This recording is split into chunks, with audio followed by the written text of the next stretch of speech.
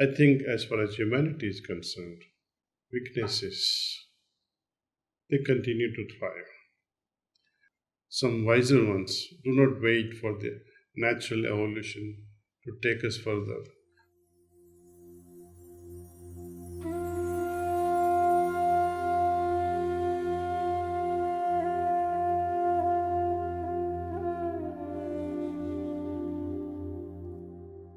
Every tree has roots, a trunk, and branches. The trunk is the middle portion. Generally, it is the middle portion that catches our eye, and all the struggle of our life finds its expression in this middle state only. In every being, there is a triple combination, but that which is kept inside it remains in the middle only. Thus, it is the middle portion that becomes the center of attention and thought. The beginning and the end of all activities are generally lost sight of.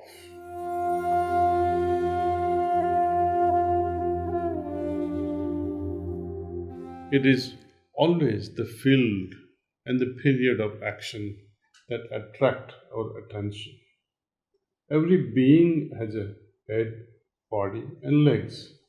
It is the body of the individual that is middle portion and forms the medium of attraction. But in what way are these examples related to Veda? The combined state of these very links, knowledge of these links, and the result of that knowledge is called the Veda. The essence of that element which surrounds all is knowledge. But it should not be confused with the state of feeling or experience. It would be a mistake in that case. Knowledge is the principle, element, and essence of spirit.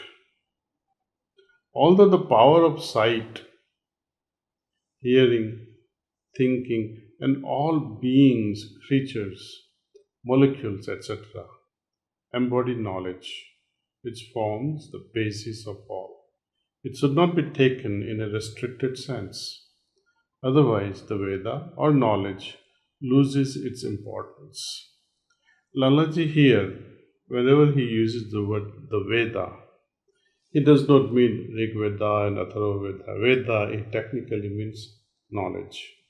To read, to know, the Veda, the knowledge.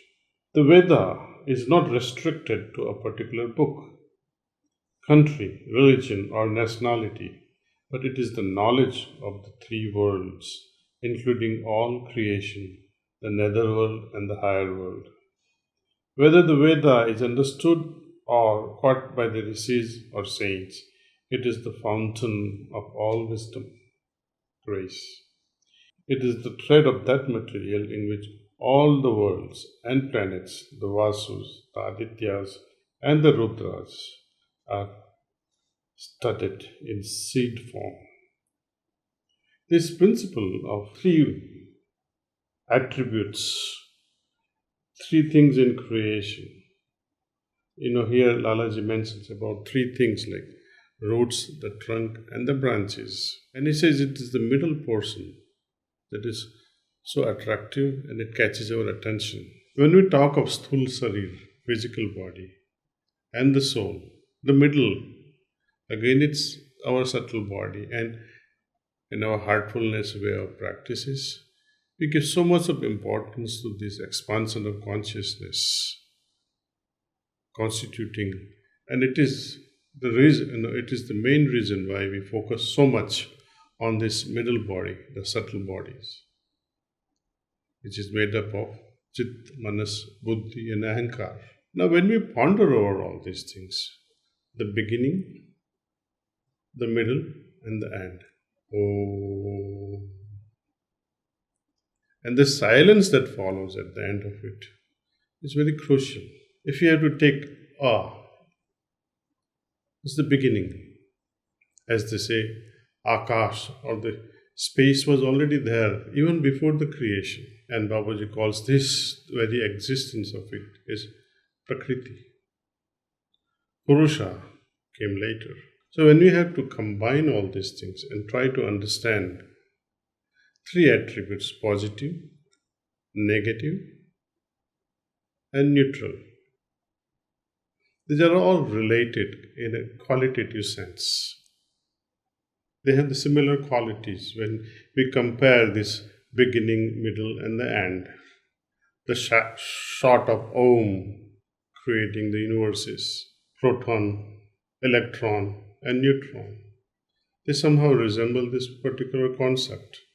You cannot only imagine Purusha, you cannot only imagine proton, you cannot only imagine electron, you just cannot imagine just electron.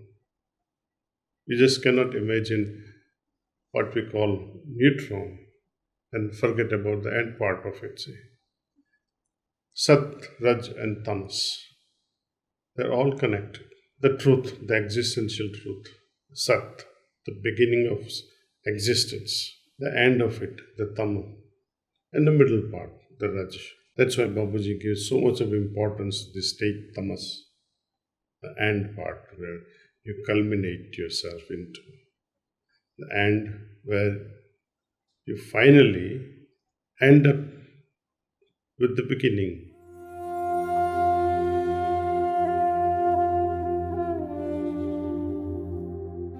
Something like that movie title, Back to the Future, back to our original state. But that is, this particular return is also in our future, but it existed once upon a time. So, this journey in yoga, I would say, with the same film title, Back to the Future.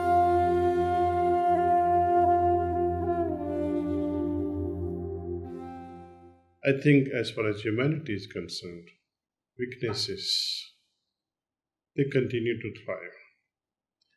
Some wiser ones do not wait for the natural evolution to take us further, but through yoga, escape this natural evolution, but follow this accelerated evolutionary path we call yoga.